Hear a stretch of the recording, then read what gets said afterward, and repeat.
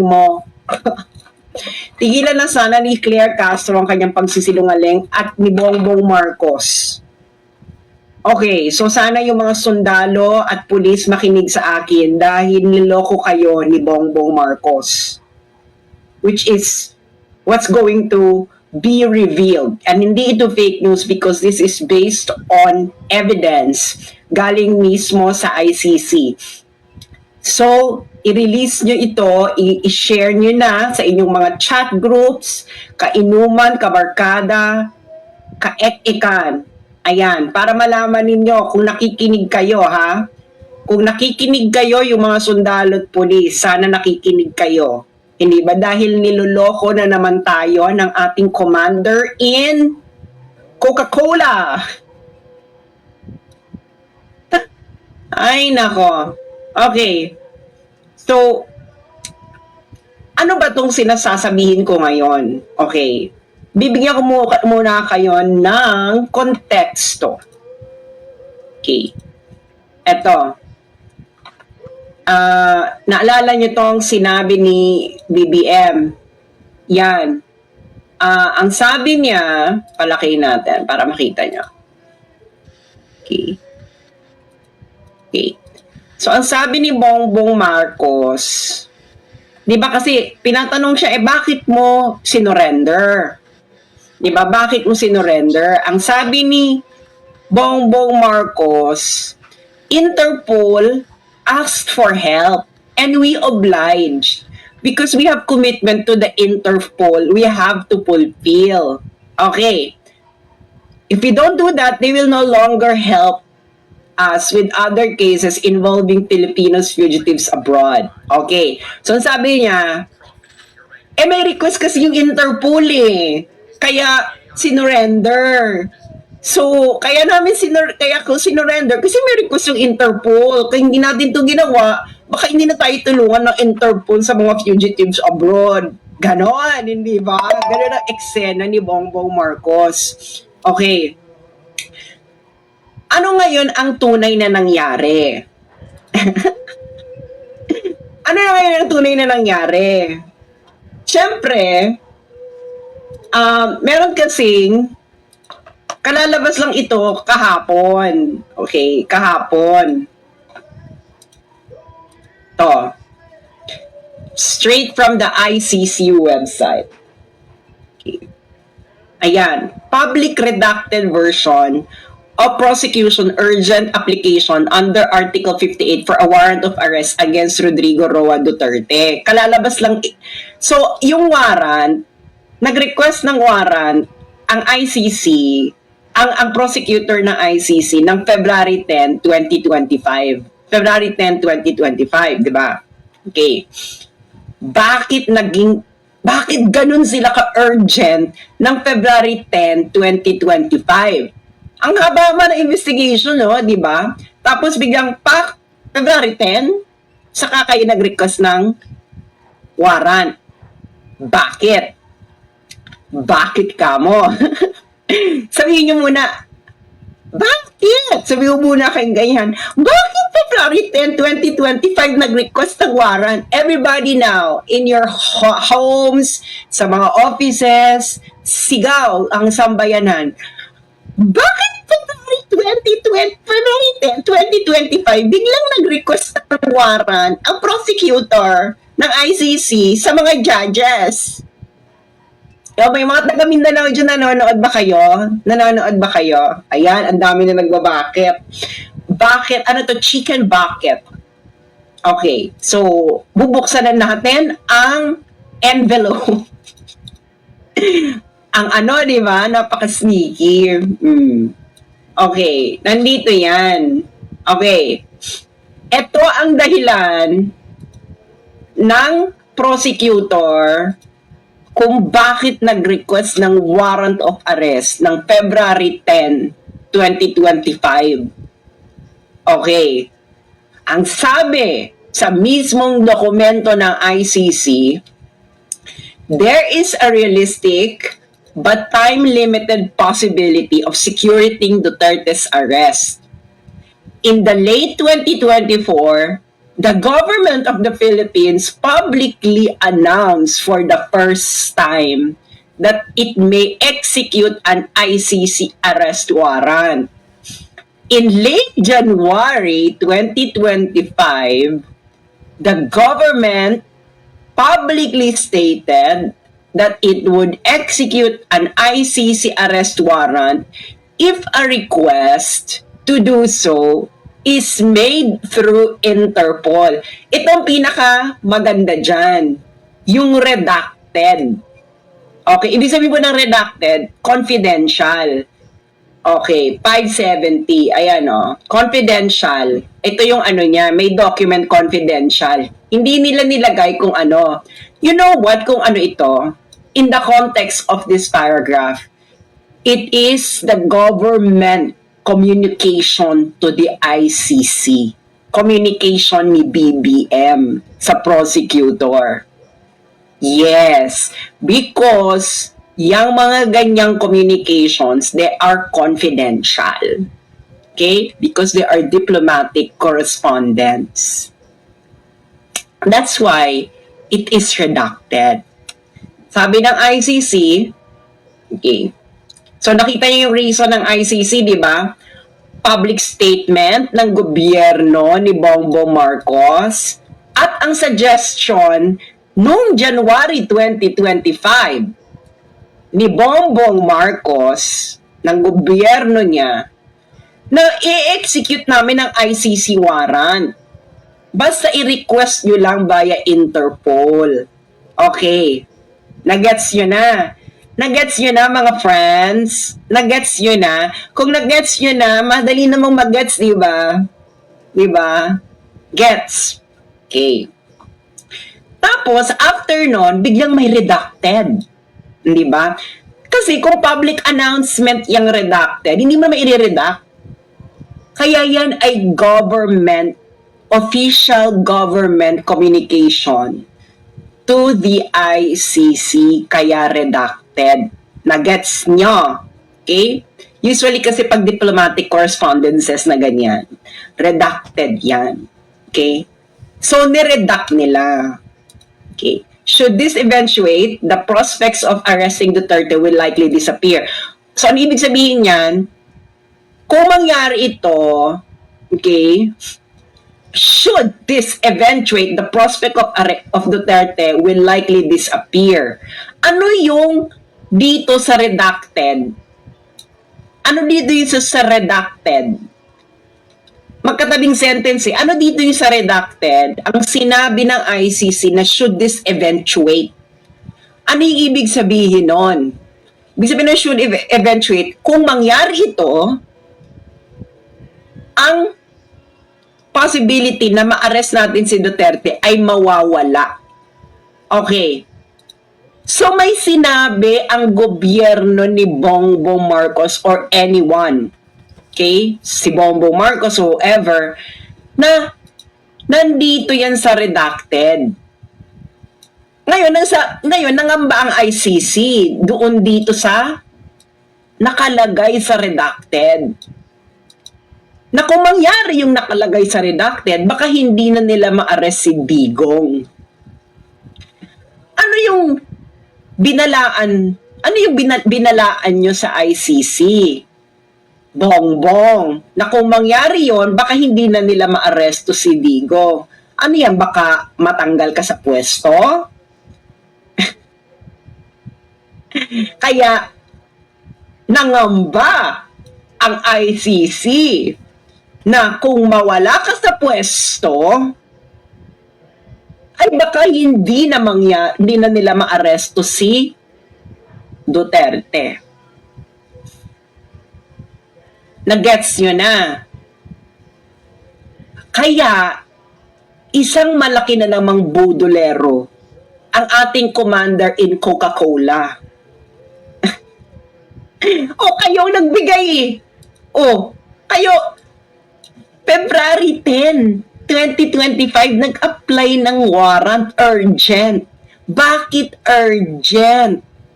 Kasi, kaya urgent,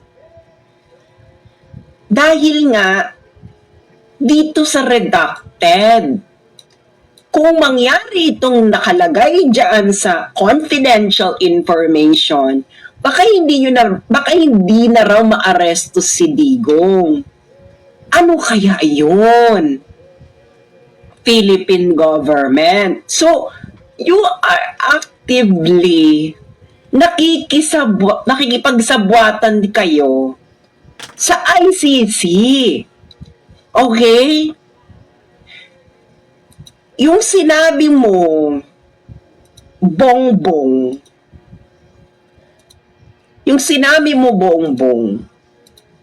na hindi ka nakikisabwatan, gusto mo lang sundin. Ipapost ko ulit para for more impact. Yung paeklabo mo na ay hindi kasi humingi lang naman ng tulong ang Interpol. Yan ang gusto mong ipahatid sa nasyon, sa mga pulis at mga sundalo, na humingi lang ng tulong ang Interpol. Pero ang buong katotohanan na hindi nyo na maikukubli,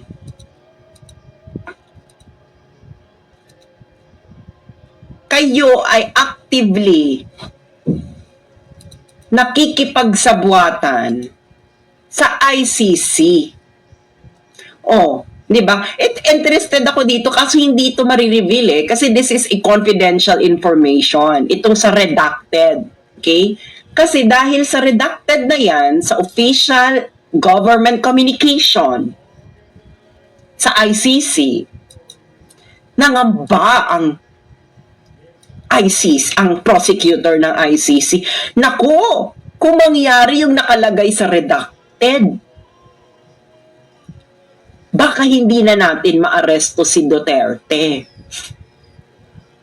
Baka nga, nangangamba sila na baka mawala na sa pwesto si Bongbong. At yun yung nakalagay sa redacted, na maybe there is a possibility na mawawala ka, at kung mawala ka, mawawala na yung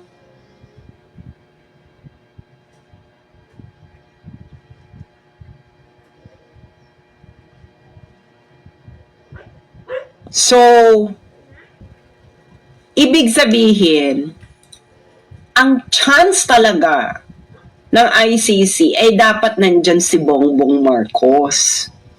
Yun ang ibig sabihin yan. Yung sinasabi ni Bongbong Marcos na siya ay hindi sumusunod lang kami sa Interpol. Isa itong malaking kasinungalingan. Sila mismo ang nagsabi sa ICC kung papaano gawin. Ngayon, kaya nila sinuggest na para sa Interpol, ito ay for public communication purposes. Para hindi lumitaw na actively talaga silang nakikipagsabwatan. So, kailangan mo ng middleman. Alam niyo yung gano'ng eksena, di ba? Alam niyo yan. Alam niyo yan. Halin tulad ko yan. Halimbawa, nanliligaw ka. Tapos nahihiya ka. Tapos ang gagawin mo, kukuha ka ng middleman, hindi ba? Na, uy, bigay mo itong sulat ko, sabihin mo. Huwag mo sabihin kung kanino galing. Ganon. Ganon Bongbong ang nangyari. Di ba? Na, parang ganon, di ba? Ligaw-ligaw, eksena. Na,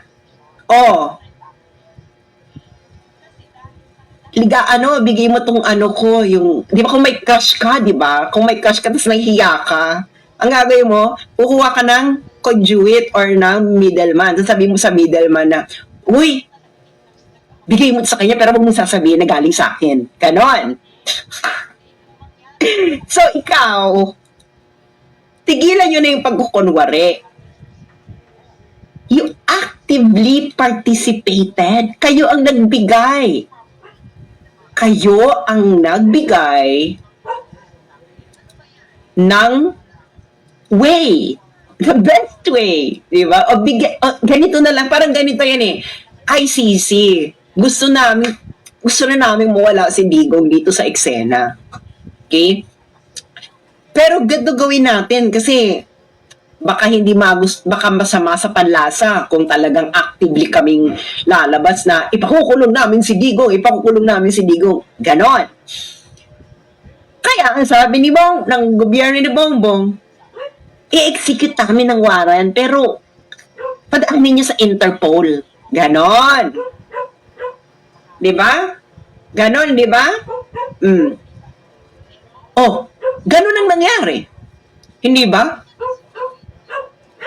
Kung ano yung sinasabi ni Bongbong, yun din ang nakalagay dito sa ICC document na kaka-release lang kahapon.